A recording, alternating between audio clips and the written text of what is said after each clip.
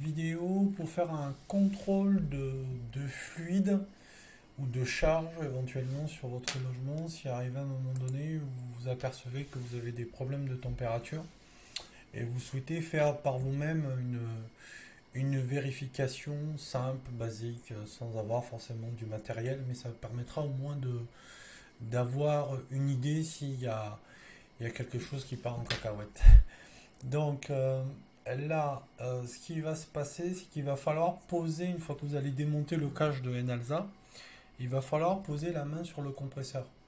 Et celle-ci, votre pomme va devoir être tiède, chaude ou froide, mais aucunement brûlante. C'est-à-dire que vous pouvez laisser votre main sur le compresseur sans vous brûler.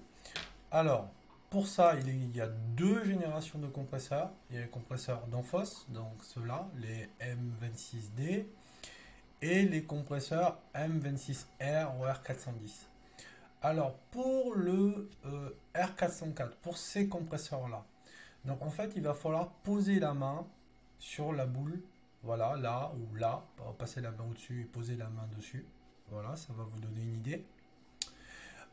Et ensuite, sur ce compresseur-là, par contre, vous n'allez pas pouvoir faire la même manipulation parce que la tuyauterie de sortie est sur le haut du compresseur et c'est des compresseurs qui sont défectueux généralement.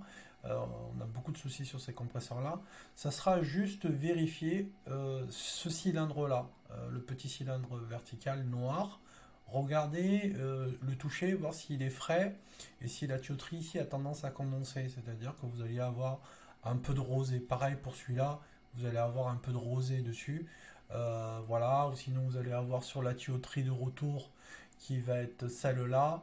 Vous devrez avoir où il y a la sonde ici, ça doit être un petit peu mouillé.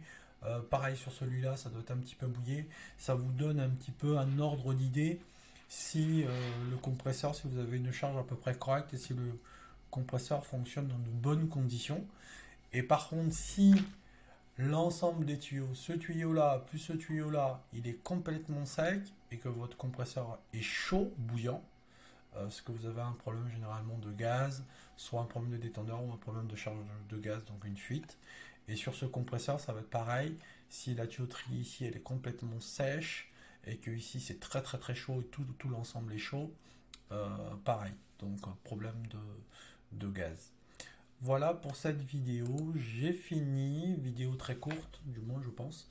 Donc comme d'habitude, vous pouvez me contacter via mon site, par WhatsApp, par le forum, par mail, si vous avez des questions, quoi que ce soit. Et à bientôt pour la prochaine vidéo.